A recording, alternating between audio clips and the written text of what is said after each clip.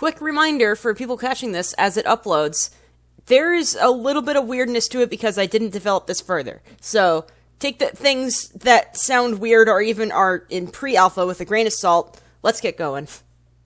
The chapter starts off with Sandy, approximately 8 months old, or a month into her recruit years, as one of her teammates, the leader teammate, is just giving her flack for everything she is doing. She is doing it wrong. Way to go, prodigy child. Are you going to aim for the monster this time? And just going on and on and on. And Sandy, who at this point was more meek and actually kind of a bit of a crybaby, was starting to get overstimulated and just not trusting herself.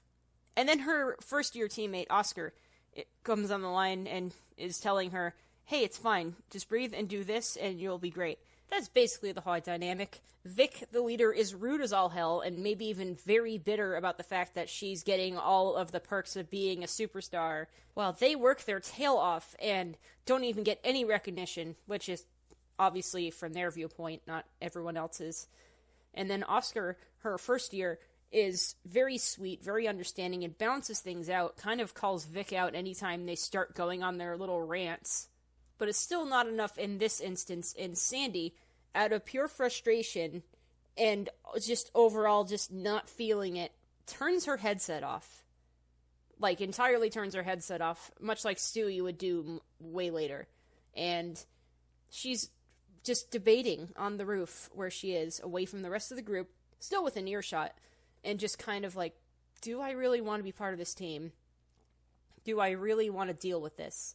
Because she's so passive at this point. Like, she'll just let things happen, and maybe they'll work themselves out, but this is the point where she's starting to realize, I should switch teams. I need to be more assertive.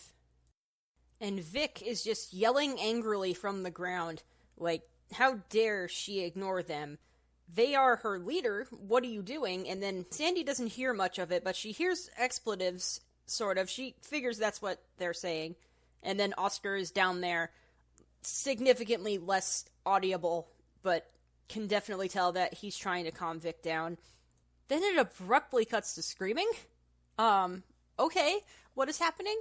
And it's just a lot of noise and chaos down there, so Sandy just, like, what is happening? She turns her headset back on, and they are both screaming in the headset, because there's a monster down there, and she can just barely see it from a vantage point, because she's supposed to do that as an archer, just kind of do backup, and she sees, like, this giant E-Class just wrecking them, just throwing them around, they are hitting walls, they're hitting random objects, they are doing their best, the two of them, Oscar and Vic. I don't remember what their powers are, it's never really explained, but Vic is definitely a full-body, fighter as a brawler, and then Oscar is another archery person, but decided to go with mid-range so that Sandy could get distance. And Vic is just screaming at her, like, even angry, but more panic than anger, just like, don't sit there being useless, shoot it, for best's sake. And just overall making everything worse for her, because this is the first proper monster fight where things have started to go sideways that she has ever experienced, and she's just panicking a little bit, starting to hyperventilate. Oscar is trying his best to talk her down, and it's like, okay, it's fine, we can handle this, and then, like, Vic's yelling abruptly cuts off. Sandy freezes, that's her fear response, and she shakily asks, like, are they okay? And we cut to Oscar, a close-up shot of Oscar, covered in spores, and then you just see Vic's gear being slopped onto the ground. The monster ate him. And because it's a monster death, which is when the cat gets covered in enough monster spores and fungus, they will not respawn. And Oscar knows this. Sandy doesn't. Oscar is speaking very quietly so the monster doesn't spot them. And he goes, okay, it's fine. Vic respawned, so everything's fine on that standpoint. What I need you to do is take your arrows. Remember the portal arrows that I gave you? Just get yourself out. But wait, I can fight this. I can help you guys. Oscar tries to tell her no, but there's her arrow, and there she comes teleporting over to them. right in the line of sight of the monster, who immediately responds by headbutting her and slamming her to the ground. And the monster's advancing very quickly, like they're about to go for her. So Oscar takes out his crossbow, holds it up, and then Sandy's in the afterlife of life lost thing. This is also where the panel starts splitting in half, where we also see Patch's perspective of her getting launched into the afterlife thing. I think it would be the first panel of Sandy getting launched in, and then it starts splitting as we see Patch's perspective and Sandy's perspective, knowing that the other is seeing... one is seeing the other as their shaky outlines, like with Stewie's perspective. And the same sequence happens, only Sandy is panicking, she's not sure what to do. Patches does her best attempt at being a leader, weirdly enough. Like, she's weirdly good at it, even at 8 months.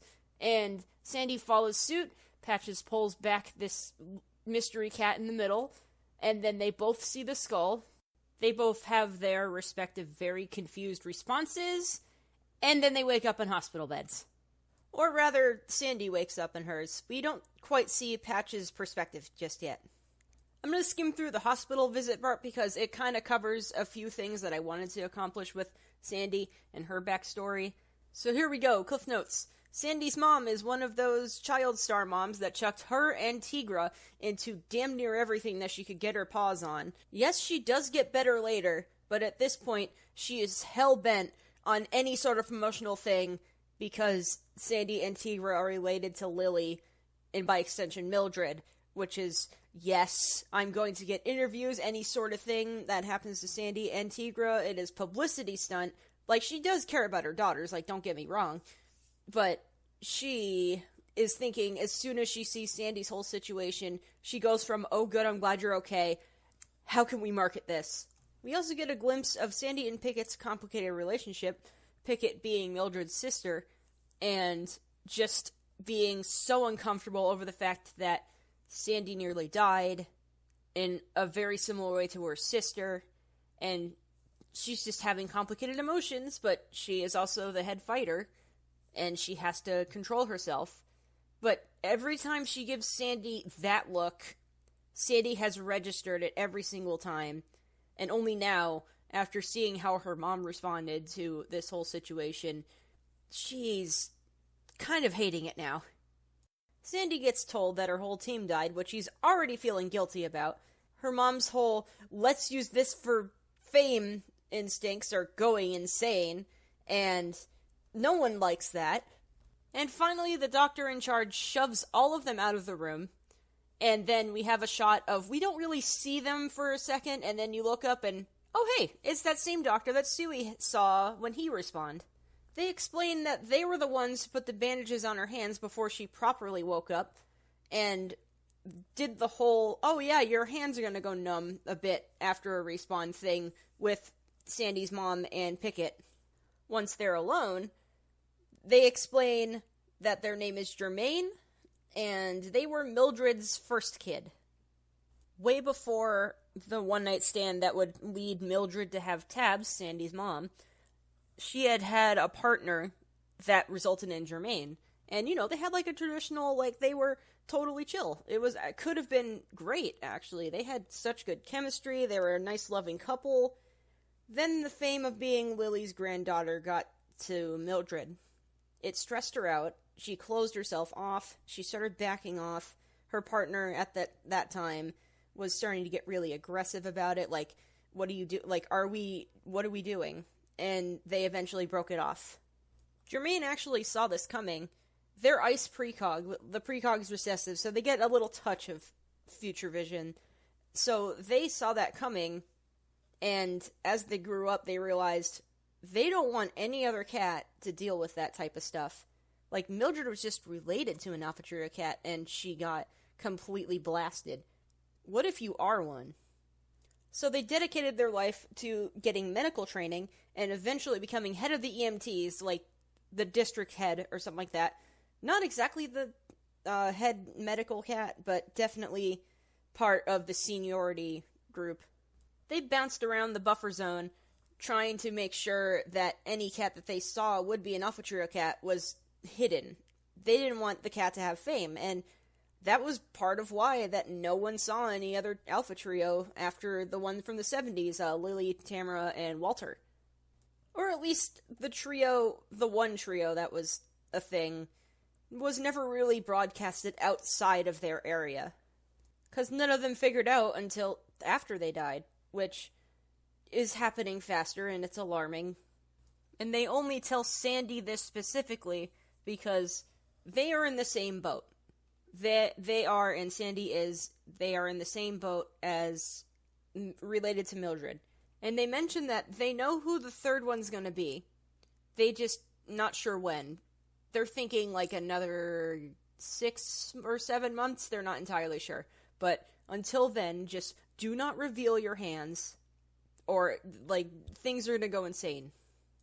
They wouldn't explain all of this at once. They would explain the hand bandage thing, and would say like, meet up with me later. It'll be like an appointment, but I want to talk to you. And then they would explain the rest of this once Sandy's calmed down a little bit. Honestly, this would also be a good time for a montage of like Sandy slowly talking to Germaine and getting an idea of what their whole deal is. And as she's doing this, she's also just now registering all of the junk that has been directed at her. Like, she's noticing why Tigra is so angry all the time. It's because, like, she figured out the whole, like, fame thing months ago and was getting angry quicker than Sandy did. And also, as previously stated, she mentioned how Pickett really, like, looks at her and makes her uncomfortable.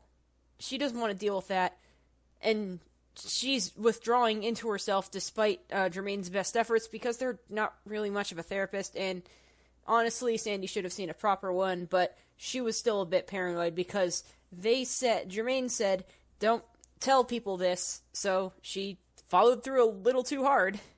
But instead of that shy withdrawal that she was already doing, she just got tired. Even a little bit angry that she was blind to all of this nonsense. So it goes to like a couple months. She's like 10 months old. She's probably like not in service at the moment because of all that.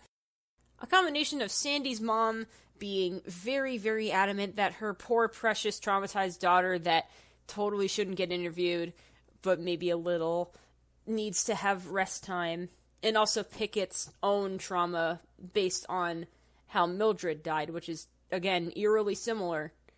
She doesn't get to do anything for 2 months, and it drives her nuts. But what Sandy can do is train. So for those 2 months, once she figured out what she could do, she just basically went down to the archery range and spent hours upon hours just shooting the arrow at the targets at different directions, just doing everything that she could. She became ambidextrous. She became, like, eerily good at it in the way that, like, someone who obsessively practices something would be really good at it.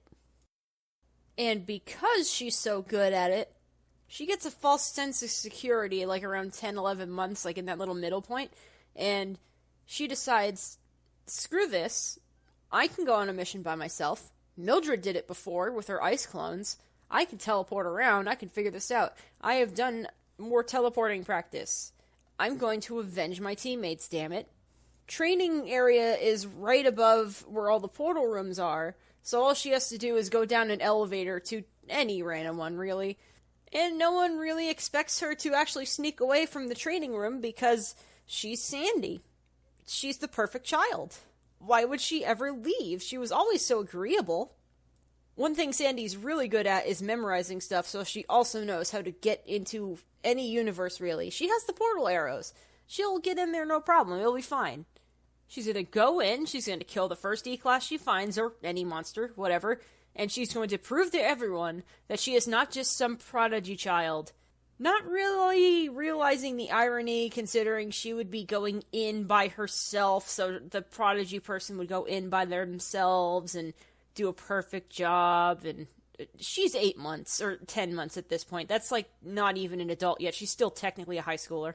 So she finds a room, she's setting herself up, and then in comes Patches, who is also a year and 10 months at this point, so incredibly lost. She makes a remark how she's been here for more than a year now, a little bit more than a year, and she still gets so confused by all the hallways and all the doors. They all look the same. And Sandy just kind of was like, okay, and just, like, continues on with what she's doing. Patches questions it, like, what are you doing, actually? And Sandy just very bluntly, very calmly explains what she's doing, going into a universe for herself. Patches is like, alright, anyway, what are you doing? I'm sorry? And Sandy's just like, no, it's fine. I'll be fine. And Patches is like, no one does that. Please don't do that. Sandy only relents because if there's other witnesses, then, God, fine, I won't go in the universe. And Patches is delighted about that, but Sandy's going like, okay, as soon as she walks away, I will get in here, and I'm just going to do this universe thing. Only, Patches doesn't leave her alone. Sandy just wanders back to the training room, because Patches did say she was lost, so Sandy just leads her back to the training room, so she figures, okay, I'm gonna lead this cat to the training room, ditch her, and then go back to what I was doing. But Patches just sticks on her like Velcro, just constantly redirecting and talking to her just about random stuff on her brain, and Sandy is getting more and more frustrated because, like, when will this cat leave her alone? But they do eventually make it to their destination, and Patches gives away her name. She's like, okay, I'm Patches, by the way. And Sandy says her name, and it's like, oh yeah, your sister, Tigra, she talked about you a lot. She's my teammate, by the way. Sandy had to admit that the fact that she didn't mention a damn thing about being Mildred's granddaughter was actually kind of charming. She was still annoyed by her, though. And then by the time they get back, it is a little too active for Sandy to try and, like, dip out and go into the universe, so she just goes, well, guess I'll have to try again later. And because she's basically on probation until she can get new teammates, or until she gets a year old and she can do her own thing, she keeps trying to do it intermittently, trying to go on a universe on her own, and Patches just keeps appearing. Like, where's this cat coming from? Sandy doesn't end up getting her new teammates or anything. They just kind of wait out until she's 1. So, for the other 2 months before she turns 12 months, Patches just will not leave her alone, and Sandy's getting increasingly frustrated by it, so before she does her whole first year graduation thing, she goes, why do you keep following me? And Patches explains that she just had this intuition, which we now know is precog recessive, and that Sandy was in serious trouble. This cat that she didn't know was going to do something that was going to kill her. Like, properly kill her. And she didn't want that if she could stop it. Fiona, Stewie's mom, is Patch's team leader, so she's really showing Fiona's influence here, because Fiona is also a very philosophical cat. But Patches goes, I don't understand what happened to you, but I know that you shouldn't be alone right now, and cats care about you, okay? Just don't forget that. Sandy, still very much in denial, just scoffs at her and just walks off, just awaiting her teammate assignment, her leader assignment, and oh my god, it's Patches, god damn it. They do work things out in the 6 months before Stewie comes in. They go from annoyed at each other, while Sandy annoyed at Patches kind of, like, going with it. The only time that things shifts is when Sandy has, like, a moment of her trauma hitting her square in the face, and she just kind of breaks down a little bit. Patches being very good at panic attack resolving, but not super great at the whole whatever Sandy dealt with, but can certainly empathize because, she got attacked by a monster and respawned. She's explaining one thing, but there's a window shot of her looking at her hands, her looking up at Jermaine, her brothers Luke and Flint doing the whole zipped mouth, we're not saying anything, we're part of this thing. This is the turning point where they become closer than friends, or they actually become friends, and then they get closer, kind of subtly without realizing it. A little bit of it is the Alpha Trio thing, but most of it's organic. And then eventually, maybe around the same time that Stewie's about to join the team, maybe a month before, Patches is getting nervous about the whole team leader thing and getting the recruit. And Sandy does her best way of trying to explain how good Patches actually is as a leader in her own blunt fashion. And it somehow ends up as them being like, wait, are we girlfriends? Yeah, I guess we're girlfriends. Sure. Yeah, actually, yes. And the chapter ends with Stewie joining the team, and he's kind of being a bit dismissive of them, only for the fact that he just came off of, like, everyone ignoring him. So he just has that vibe of, they don't know I had a null shirt, so I need to be the best teammate ever, so they don't notice how bad I am with my powers. And if they at any point tell me I can't fight, I'm going to ignore it. But Patches and Sandy don't know that yet. Well, maybe Sandy catches the vibe, but Patches goes, alright, cool. How do you say cool things? What do you call, hey there, runt? And he just kind of looks at her and it's like, okay, we're gonna go into our first universe with you. Welcome to the team, Stewie. And she has like a portal door. The portal door opens behind her, and it's the same universe as the first chapter. I think we're gonna have a fun time. And the chapter ends. A little bit of a side note on the monster death thing.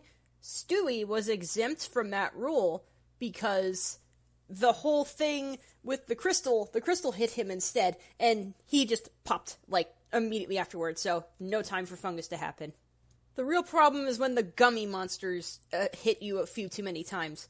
Which is why physical altercations, like, you don't punch them directly, you punch them with your powers. You don't actually punch them with your real flesh, well, fur hands. You just don't, because that's one-way ticket to getting spores, and you don't want that. It's also part of why the goggles are a thing, because the monster's fungus thing doesn't have the same vibe as, like, actual fungus, where, like, spores go in the air. It's more like if the gummy bit gets on you for too long, it's gonna mess you up. And the gummy bit getting in your eyes is not great at all.